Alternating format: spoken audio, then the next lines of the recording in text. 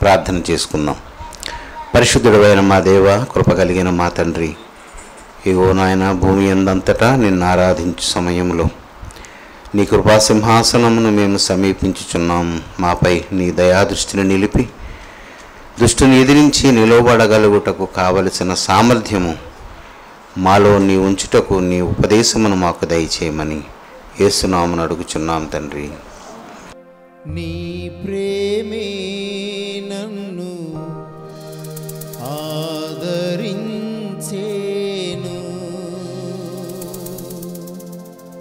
నీ ప్రేమే నన్ను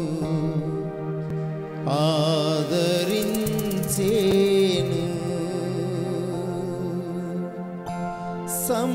సమయోచితమైన నీ కృపయే నన్ను కాచి కాపాడెను, నీ కృపయే కాచి కాపాడెను. నీ ప్రేమే నన్ను ఆదరించేను, నీ ప్రేమే నన్ను ఆదరించేను. సమయోచితమైన నీ కృపయే నన్ను దాచి కాపాడెను, నీ కృపయే దాచి కాపాడెను. నీ ప్రేమే నన్ను ఆదరించేను,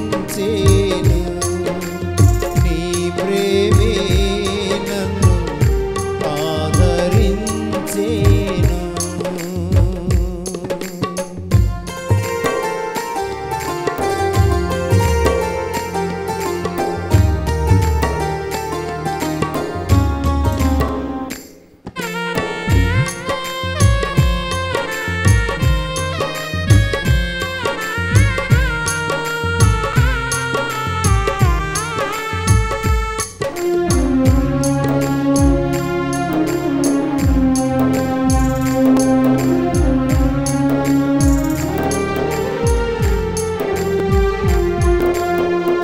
చీకటి కెరటాలలో కృంగిన వేళలో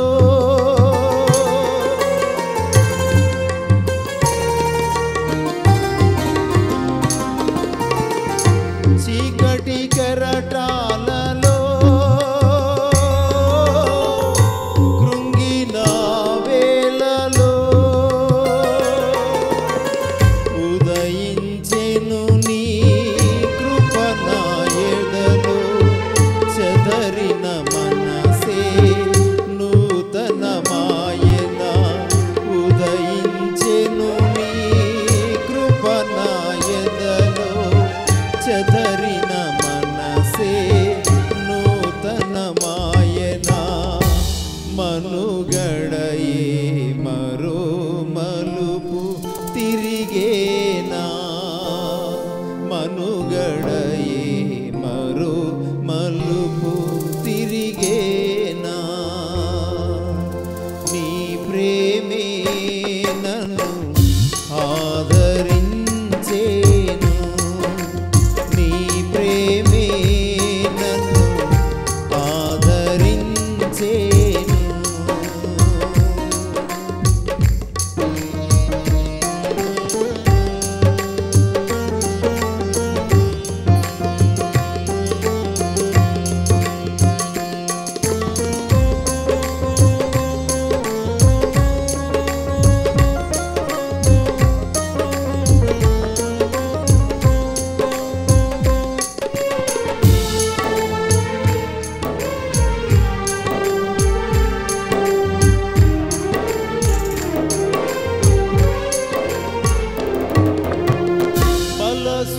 సూచకమైనా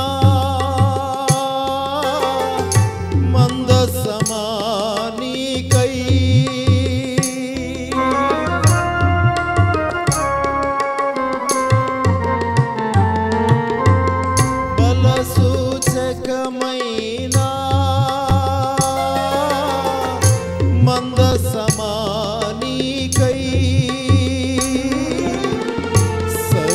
సజీవయాగమై యుక్తమైన సేవకై ఆత్మాభిషేకంతో నన్ను నింపితివా.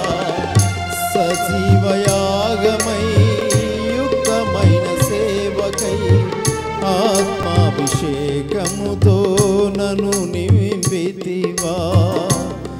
సంఘక్షేమమే నా ప్రాణమాయనా, సంఘక్షేమమే నా ప్రాణమాయనా. నీ ప్రేమే నన్ను ఆదరించేను, నీ ప్రేమే నన్ను ఆదరించేను. సమయోచితమైన నీ కృపయే నన్ను దాచి కాపాడెను, నీ కృపయే దాచి కాపాడెను.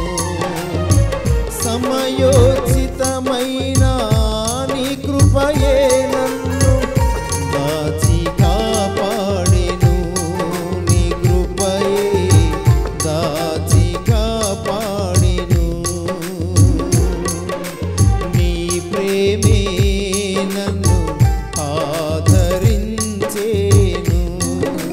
నీ ప్రేమే నన్ను ఆదరించేను.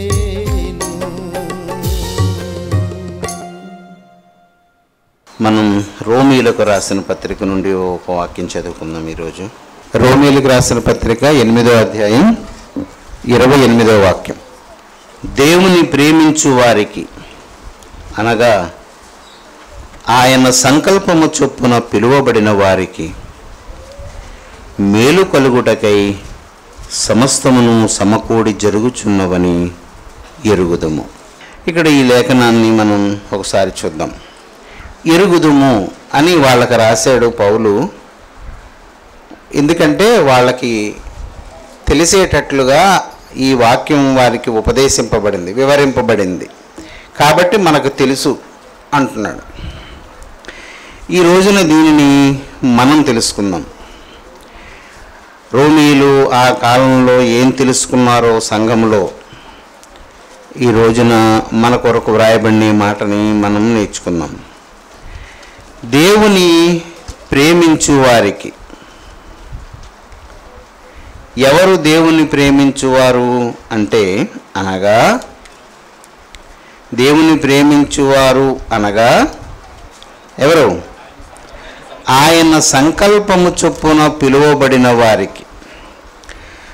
ఇక్కడ మళ్ళా దీన్ని మనం ఆయన సంకల్పము చొప్పున అనే ముక్కను పక్కన పెడదాం. అంటే సులువుగా మనకి గ్రాహ్యం అవ్వడానికి, గ్రహించుకోవడానికి ఇలా చేస్తున్నాం, అంతేగాని దానికి ఉన్న సరళతను మనం తప్పించడం కాదు, అంటే స్ట్రక్చర్ని మార్చడం కాదు.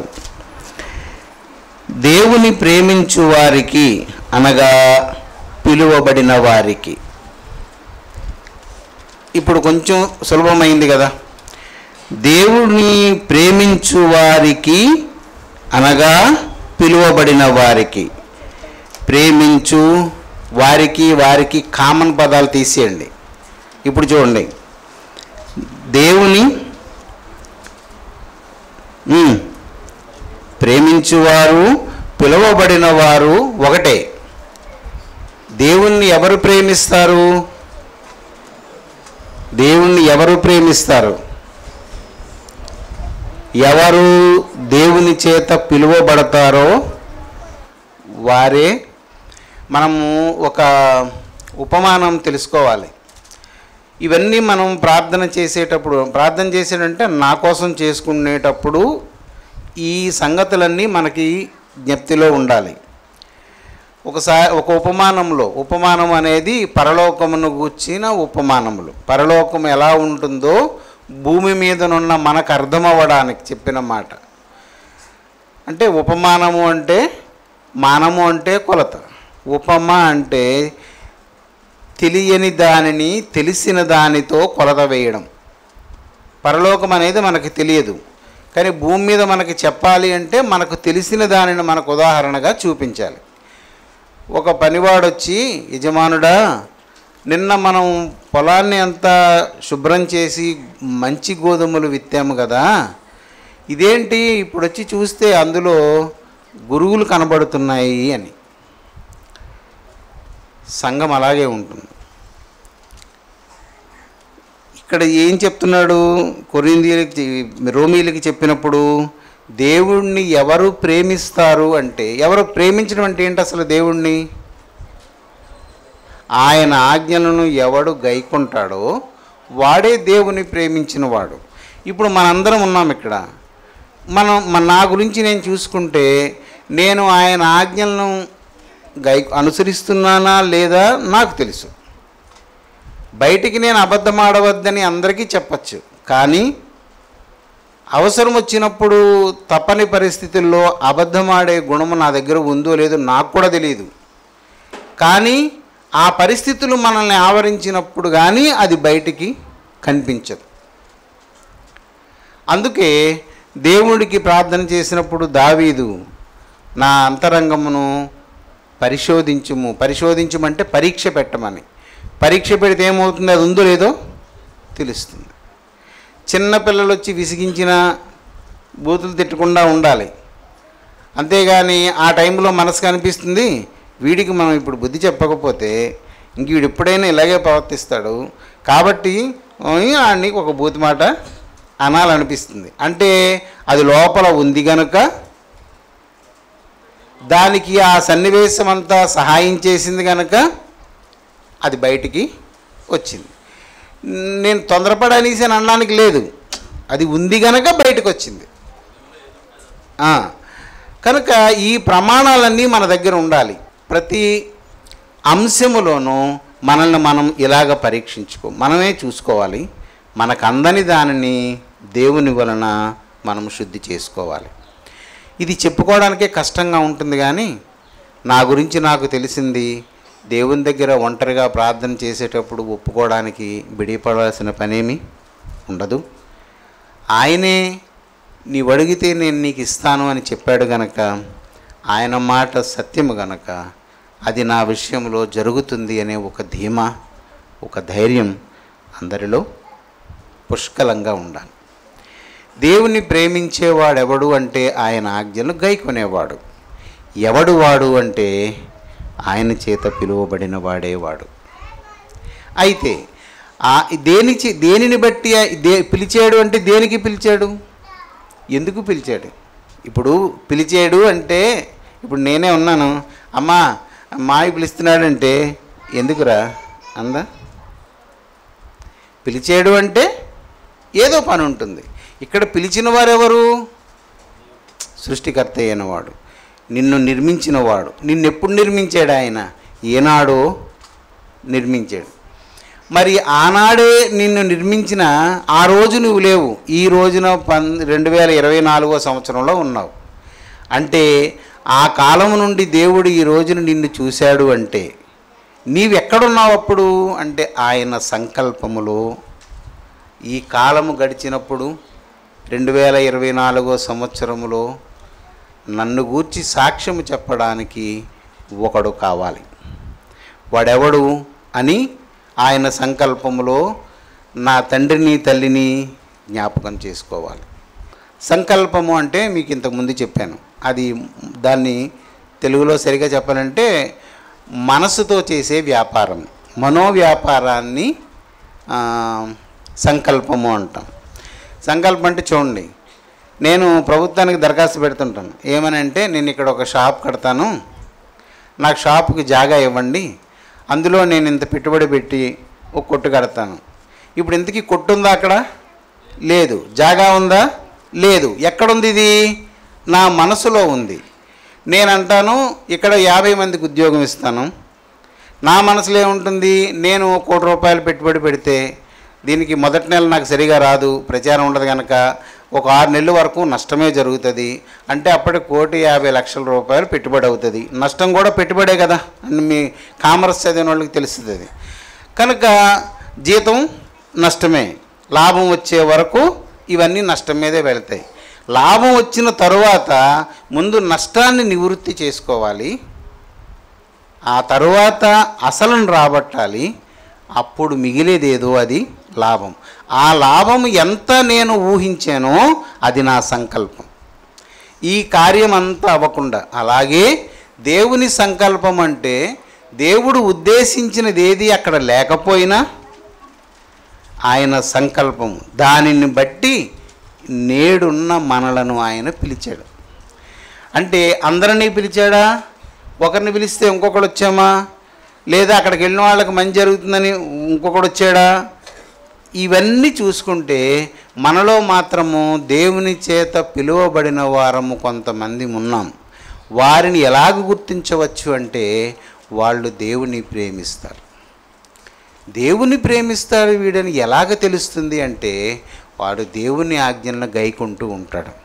ఏ ఏ సమయాల్లో గైకుంటూ ఉంటాడంటే కష్టం వచ్చినా, దుఃఖం వచ్చినా, వ్యధ కలిగినా వాడు ఆ పనులు అనుసరిస్తూనే ఉంటాడు, దుఃఖపడుతూనే ఉంటాడు, మెల్లిగా జీవితాన్ని ఈడుస్తూ ఉంటాడు. కానీ తొలగిపోవడానికి, తొట్టిల్లడానికి ఇష్టపడడు. అలాంటి వారు మన కంటపడినప్పుడు వీడు దేవుని చేత పిలువబడినవాడు. ఎందుకంటే దేవుణ్ణి ప్రేమిస్తున్నాడు.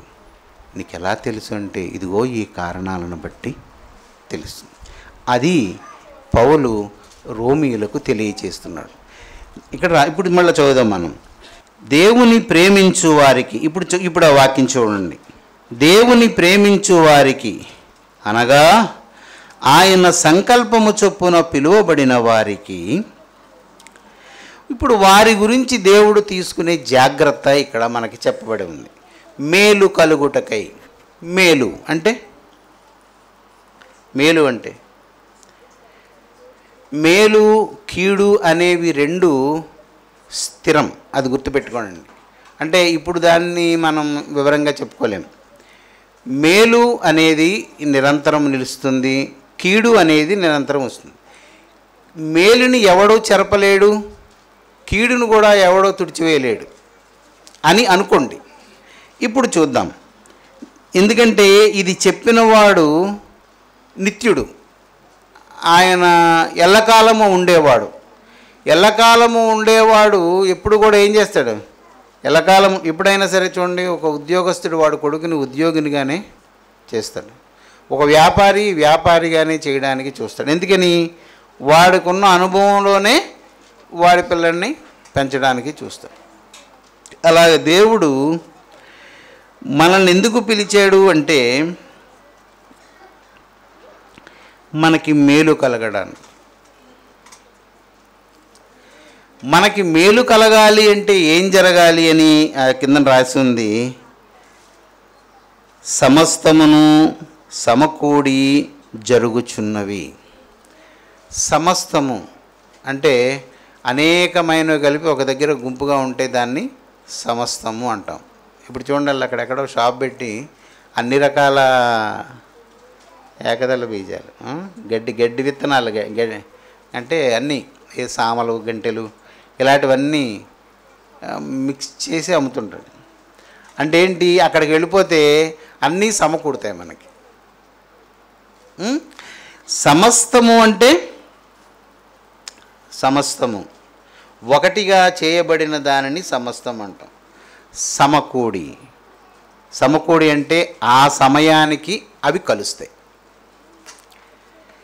ఎందుకు ఇందులో చెప్పిన మాటను బట్టి మనకి మేలు కలగడానికే సమస్తము సమకూడతాయి అంటే ఈ మాట చెప్తున్నాడంటే మనకు సమకూడేవి ఏవై ఉంటాయి?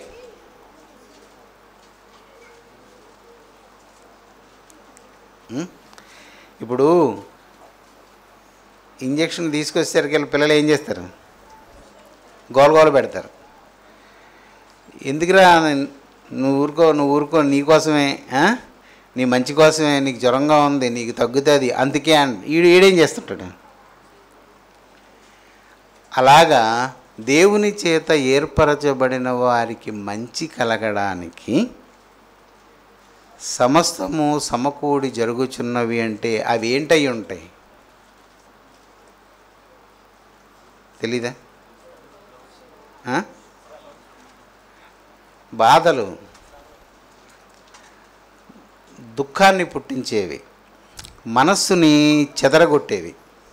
బాగా ప్రార్థన చేసుకుని ఏ మలినము అంటనీయకుండా తన బ్రతుకును కాపాడుకునే వాడికి గనక ఒక బాధ వస్తే ముందు బయట కాకులన్నీ అరుస్తాయి. ఏమనంటే, నువ్వు దేవుడిని నమ్ముకున్నావు, అంత బుద్ధిగా ఉంటావు, ఇలాగ ఉంటావు, అసలు లంచం తీసుకోవు, నీ డ్యూటీకి లేటుగా వెళ్ళవు, అంత ఇదిగా ఉంటావు, నీకేంటి ఇలాగొచ్చాయి, దేవుడిని నమ్ముకున్నావు కదా అని అంటారు. ఇలాగనగా మేక సంతలో మేక విరి బ్రాహ్మడలాగా మనకేమనిపిస్తుంది అంటే, నిజమే నేను దేవుడిని నమ్ముకున్నాను, ఇంత ఇదిగా ఉంటున్నాను, నాకేంటి ఇలాంటి కష్టాలు వచ్చి పడిపోయి, నేను ఏదో జరుగుతుందని మన మనసు ఛిద్రమైపోతుంది. అందుకే మనం ఏం చేయాలి అంటే, నీతిగా దేవుని అనుసరించడానికి దేవుని చేత పిలువబడిన వారెవరున్నారో వారికి వారి ప్రవర్తనే సాక్ష్యం. వారి మనస్సు వారికి ఏం చెప్తుందో వారికి అదే సాక్ష్యం. అంటే మనస్సు సాక్షే వాడికి రుజువు. ఇప్పుడు నేనున్నాను, ఎట్టి పరిస్థితుల్లోనూ అన్యాయంగా ఎవరి దగ్గర పైసలు తీసుకోను అనేది నా దగ్గర స్థిరపడి ఉన్నప్పుడు, నా దీనస్థితిలోని అంటే నా పేదరికంలోని, నా దరిద్రతలోని, నా ఆపదలో కూడా నేను తీసుకోకూడదు. దేవుని నీతి ఏంటి అంటే, మరణము వరకు అంటే చనిపోయే వరకు నమ్మకంగా, ఇది దేవుని యొక్క శాసనం.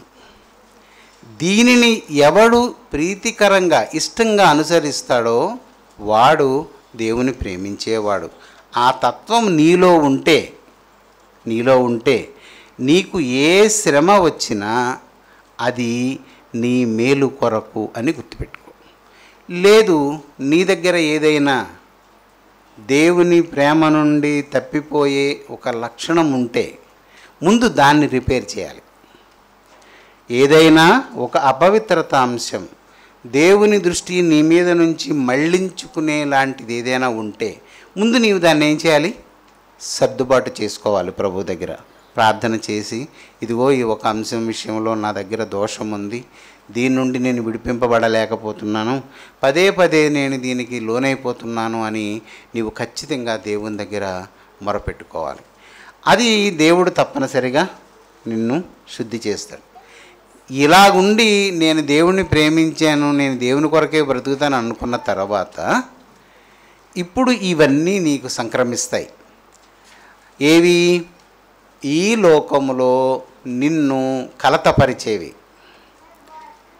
ఇది మర్చిపోకూడదు. ఈ అనేది ఈ లోకములో నిన్ను కలతపరిచేది. అది ఆర్థిక సంబంధమై ఉండొచ్చు, లేదా కుటుంబ సంబంధమైనది అయి ఉండొచ్చు, లేదా రోగము అనారోగ్య సంబంధమైనది అయి ఉండొచ్చు, ఏదైనా అయి ఉండొచ్చు. అది నీ మీదకు వస్తుంది. అప్పుడు నీవు దేవుని ప్రేమించి, అక్కడ ఖచ్చితంగా రాసింది ఏమని?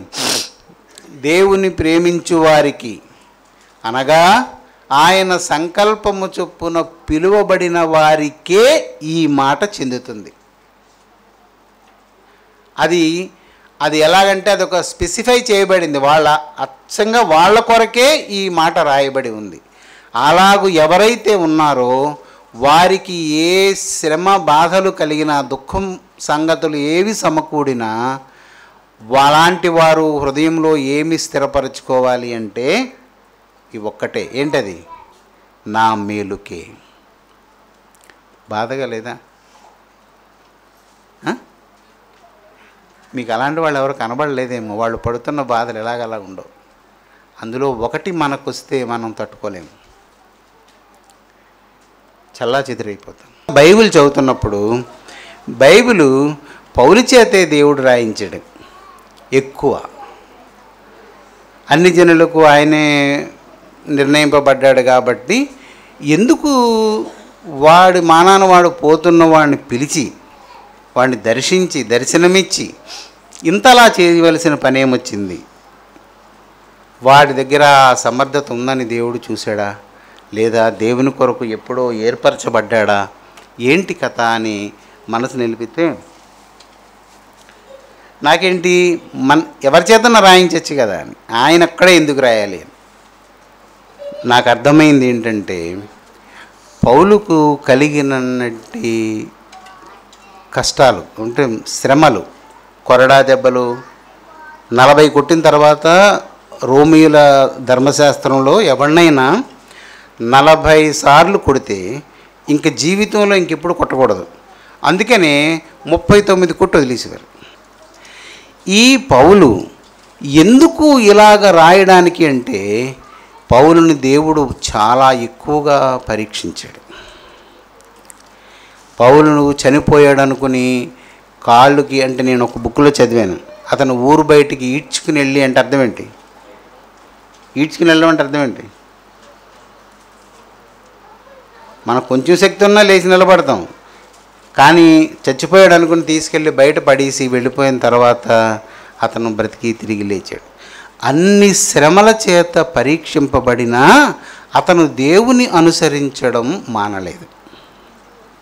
అప్పుడు దేవునికి అంటే దేవుని ఎదుట ఏంటి రుజువైంది? దేవుని అంటే ఇతడు నన్ను ప్రేమిస్తున్నాడు. అతను పిలువబడిన వాడే కానీ ప్రేమిస్తున్నాడు. ఏ పరిస్థితులలోనైనా నా నీతి వాక్కును చెదరనివ్వడు అని దేవునికి రూఢి అయిన తరువాత ఈ లేఖనాలు అతని చేత వ్రాయించాడు. హల్లెలూయా. అలాగూ దేవుని సంకల్పములో నీవు ఎక్కడో ఆయన కుడి ప్రక్కనో లేదా ఆయన ఎదురుగానో లేదా సంఘంలో ఏదో ఒక చోటులో ఉండాలి అని దేవుడు నిన్ను సంకల్పిస్తే ఆ చోటున నీవు స్థాపించబడడానికి కావలసిన సమస్త గుణాలు నీకు కలగడానికి ఈ భూమి మీద ఇవన్నీ మనకు సమకూడి జరుగుతుంటాయి. ఈ సంగతిని సంఘం గుర్తుపెట్టుకోవాలి. దేవుని యందు భయభక్తులు కలిగిన వానికి ఎంతటి ఆపదొచ్చినా బెంగపడవలసిన పని లేదు. కానీ ఆ శ్రమని ఓర్చడం కష్టమవుతుంది. ఆ దుఃఖాన్ని తట్టుకోవడానికి పక్కనున్న వాళ్ళందరూ నువ్వింత భక్తిపరుడు కావాలి, నువ్వు పరిశుద్ధురాలు కావాలి, నీకు ఎందుకు ఇలాగవుతుంది ఇలాగా అంటుంటారు. కానీ నీ హృదయంలో దేవుని ఎడలో ఉన్న సరళత ఎన్నడూ చెదరకూడదు. అలాగూ నీవు స్థిరపరచుకోవాలి. అప్పుడు నీకేం చెప్పబడుతుంది ఇక్కడ? మేలు కలుగుటకై. ఇదేంటి మేలు?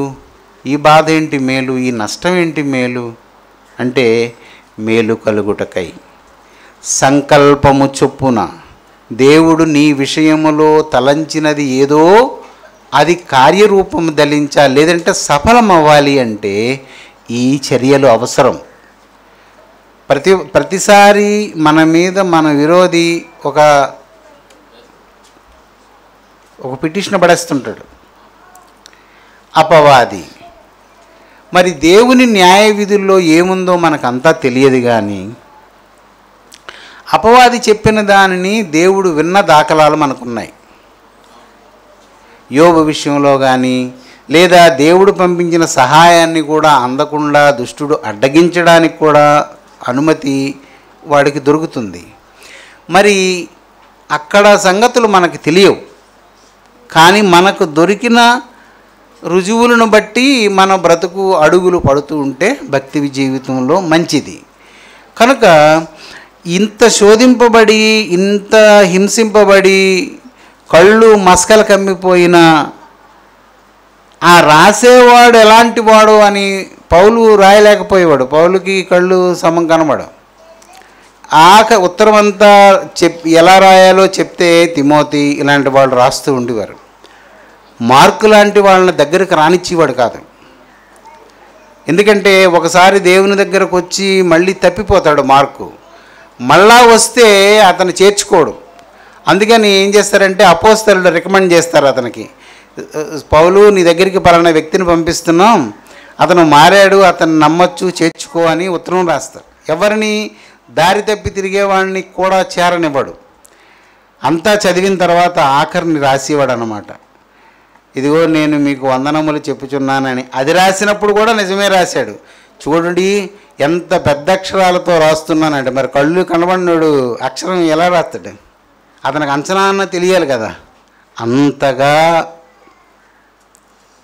దేవుని కొరకు మరణించడానికి సిద్ధపడినప్పుడు అతనికి కలిగిన ఇవన్నీ పౌలుకి ఏం తెలిసింది అంటే, నన్ను దేవుడు సంకల్పించిన చోటులో చేరడానికి సిద్ధం చేయడానికి ఈ శ్రమలు బాధలు నాకు సహకరిస్తాయి.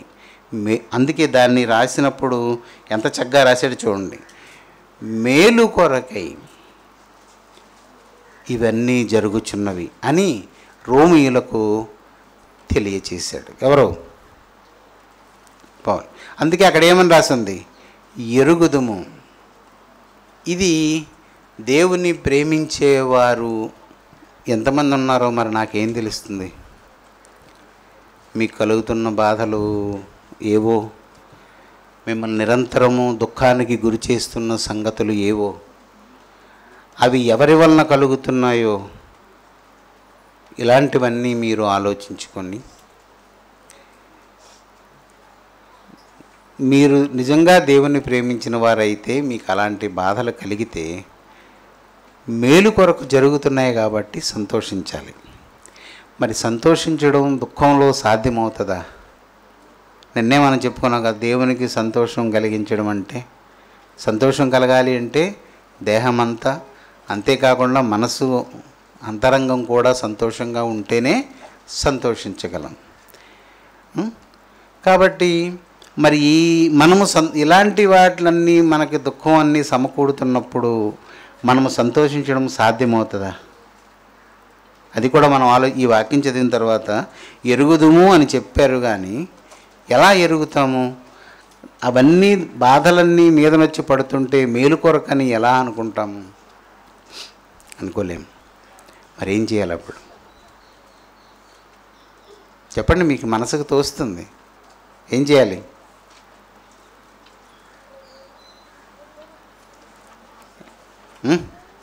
బైబిల్లో ఉంది, ఎక్కడో ఇంకో చోట ఉంది అది. ఏం చేయాలి? ఓర్చుకోవడానికి శక్తి నిమ్మని ప్రార్థన చేయాలి. ఒక్కటే ప్రధానం. ఎవరికైనా దేవుని యందు భయభక్తులు కలిగి ఉండి వారికి భరింపలేని బాధలు ఆవరించినప్పుడు వాటిలో నుండి తప్పించమంటే దేనిలో నుండి తప్పించుకున్నట్టు?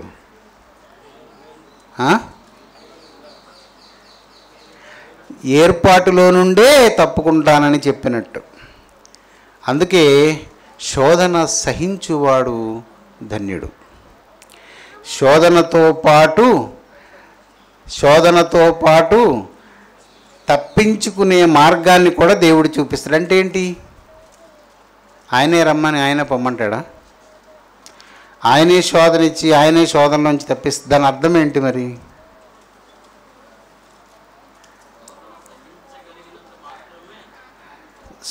శోధన సహించువాడు ధన్యుడు. మీకు శోధనతో పాటుగా తప్పించుకునే దారి కూడా ఆయన చూపిస్తాడు. ఏంటి తప్పించుకునే దారి అంటే దానిని సహించే శక్తిని పొందడం ఒక్కటే. దానిని ఓర్చుకునే శక్తి. యేసు ప్రభువు సిలువ మీద ఉన్నప్పుడు ఈ సంఘటన, సిలువ ఎక్కక ముందు, పట్టబడక ముందు కూడా మీరందరూ ఇక్కడ ఉండండి. ఎవరిని? శిష్యుల్ని. ఎంత దూరం వెళ్ళాడని ఉంది?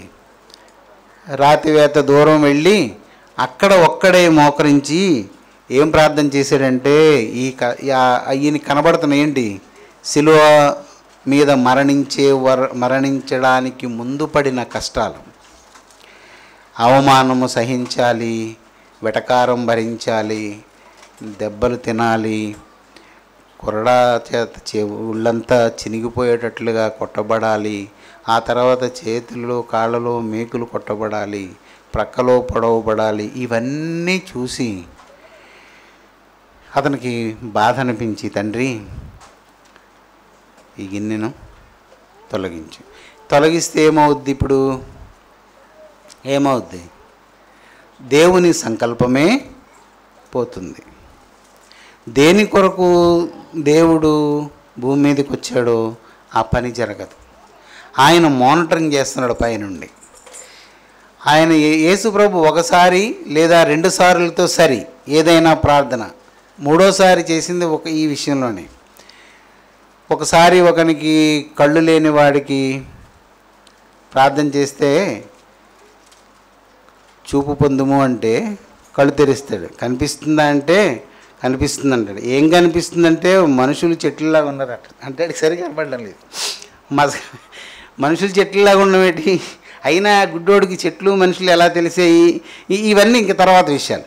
అయితే అప్పుడు మళ్ళా దేవుడు రెండోసారి వాడికి ప్రార్థన చేస్తే అప్పుడు వాడికి చూపు వస్తుంది. ఈ మరణం వచ్చినప్పుడు మాత్రమే ప్రభువు ముమ్మారు ప్రార్థన చేశాడు. ఇంకా మూడోసారి మాత్రం చెప్పేశాడు, నీ చిత్తమే సిద్ధించునుగాక. అంటే ఏదైతే నీవు సంకల్పించావో సిద్ధించడము అంటే అది దొరకడం, మన వశమవ్వడం, అది జరుగునుగాక.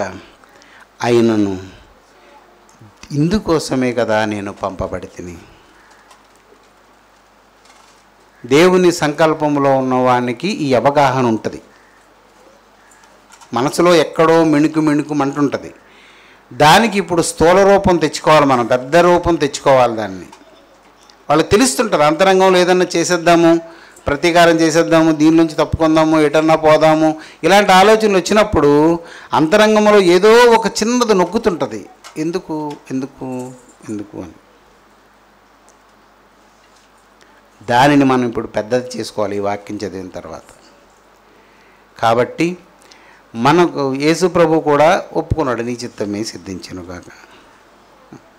అయినా మరణకాలంలో తండ్రి నన్ను ఎందుకు చెయ్యొదిలేసావు అన్న.